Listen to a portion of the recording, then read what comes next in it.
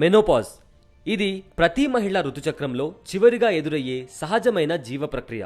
సాధారణంగా 42 ఏళ్లు దాటిన తర్వాత వరుసగా 12 నెలల పాటు ఋతుచక్రం రాకపోతే దాన్ని మెనోపాజ్ దశగా పరిగణిస్తారు. అండాశయాలు గుడ్లు ఉత్పత్తి చేయడం ఆపేసి స్త్రీ సెక్స్ హార్మోన్ల స్థాయిలు పడిపోయినప్పుడు ఇది జరుగుతుంది. స్త్రీ పునరుత్పత్తి ముగిసిందని అనేందుకు ఇది ఒక సూచిక. ఈ మెనోపాజ్ దశలో శరీరం అనేక మార్పులకి దారితీస్తుంది.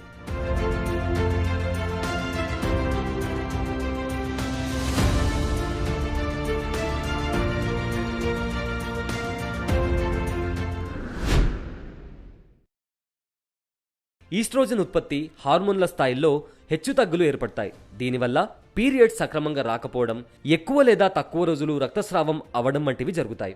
అకస్మాత్తుగా శరీరం వెచ్చగా అనిపిస్తుంది. మెడ, ముఖం, ఛాతిపై చెమట ఎక్కువగా వస్తుంది. మెనోపాజ్లో కోల్డ్ ఫ్లాష్, హాట్ ఫ్లాష్ అనేవి రెండుంటాయి. ఉన్నట్లుండి చెమట వస్తే అది హాట్ ఫ్లాష్. అకస్మాత్తుగా చలిగా అనిపిస్తే అది కోల్డ్ ఫ్లాష్.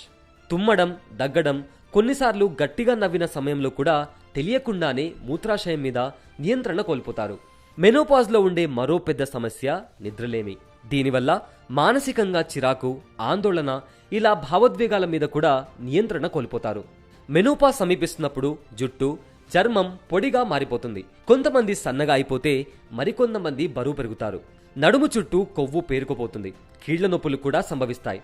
ఇవే కాకుండా హార్ట్ బీట్లో మార్పులు, కీళ్లు, కండరాల నొప్పి, ఏకాగ్రత దెబ్బతినడం, జ్ఞాపక శక్తి మందగించడం వంటివి కూడా జరుగుతాయి.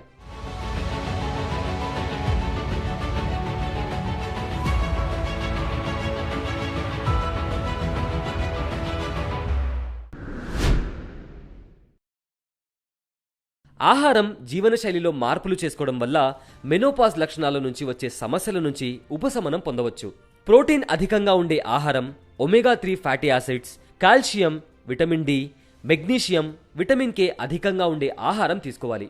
సోయాబీన్స్, టోఫో, అవిస్ గింజలు, శనగలు, వేరుశనగ వంటి వాటిలో ఫైటో ఈస్ట్రోజన్ అధికంగా లభిస్తుంది. ఇది హార్మోన్లను సమతుల్యం చేయడంలో సహాయపడుతుంది. హోల్ గ్రెయిన్ డైట్ పాటించడం వల్ల గుండె సమస్యలు, క్యాన్సర్ వంటి ప్రమాదకరమైన దీర్ఘకాలిక వ్యాధుల ప్రభావాన్ని తగ్గించవచ్చు. యాంటీ ఆక్సిడెంట్లు, విటమిన్లు పుష్కలంగా లభించే సీజనల్ ఫ్రూట్స్, కూరగాయలు ఎక్కువగా తీసుకోవాలి. ధూమపానం, కెఫీన్ వంటివి మెనోపాజ్ లక్షణాలను మరింత తీవ్రం చేస్తాయి. అందువల్ల వీలైనంత వరకు వాటిని నివారించడం ఉత్తమం.